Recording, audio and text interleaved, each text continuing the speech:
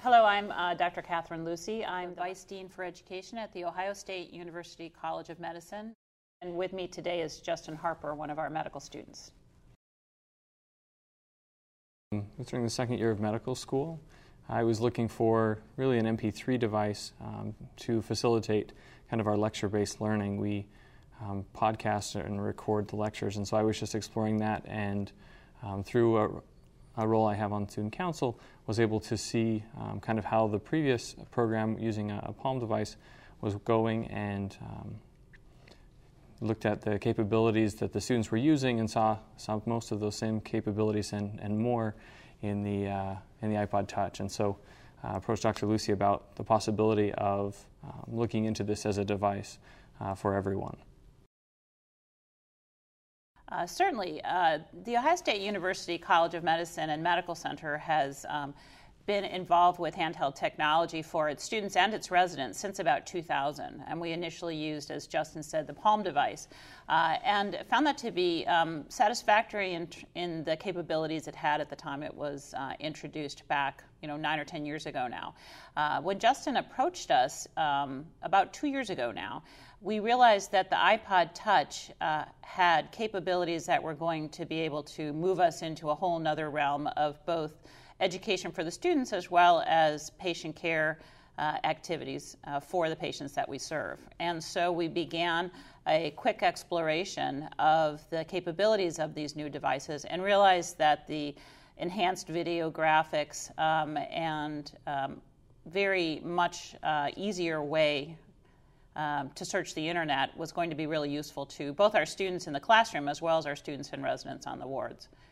So we put it through a quick approval process and just essentially turned the program, which had been a Palm program, into an iPod Touch program. And we began with a pilot group of students, and then they tried it out for us. And Justin perhaps can talk a little bit about that.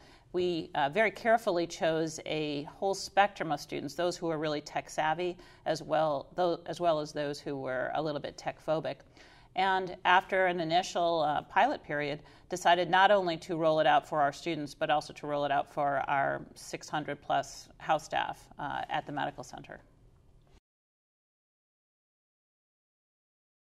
We did work with Apple a little bit as far as acquiring a little bit of a discount just because we were purchasing so many. There's a technology fee that is part of all of our tuition, and that technology fee in the past had paid for the Palm pilots in part, and they were typically distributed at third year. The change that we made with the new program was basically to give it to the first and third years, and then after these first two distributions, all the students had them, and now they just receive them as they enter their first year of medical school. Apple had brought together several universities in sort of a think tank. We were participants in this in the late spring, so to sort of identify what applications might be of use and where there might be synergies. Well, let me say a couple things about why we think it's important for all students to have them.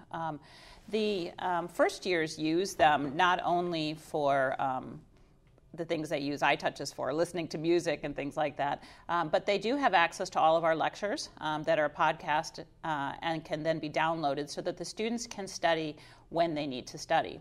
And they can also use the devices to focus in on areas and repeat parts of lectures that perhaps contain more complex topics that they'd like to spend more time with. So we think it really does help them in that environment to really master the material that's being presented by our faculty, and for them to study when it's convenient for them. Some of them take their iPods to the gym and listen while they're exercising. Others use it as they're walking about campus. But there's more to it that's really nice for all of our students. One is the ability to practice with, for instance, flashcards to help memorize things, and to use applications, and perhaps Justin's will touch on this, that allow them to listen to things over and over again, for instance, heart sounds and heart murmurs, and really master normal cardiac sounds and abnormal cardiac sounds. So we think it will be really useful in teaching and mastering physical diagnosis, which is a skill set, if you read the literature, that all medical schools struggle with. with their students, simply because it takes a lot of time and listening for students to really understand what does a normal heart sound like and what does an abnormal heart sound like. But a really big advantage of the iPod Touches is their ability to give students and residents in the clinical setting, so whether it's in the clinic or in the hospital, the ability to access information through web-based databases like PubMed, so that if a question arises on rounds about what's the appropriate treatment for a patient or what's the appropriate diagnostic test or medication, they don't have to guess at it. They can actually instantly look up this information through the best resources available at that time and make sure that the patients are about to receive the highest quality, most evidence-based care. And this is not only an important tool for them to use, it's an important technique for them to internalize as they move through their medical education. We want them to get in the habit of checking in their pocket for what's the latest evidence for their patients, to make sure that our patients here and the patients they work with in the future receive the highest quality care possible.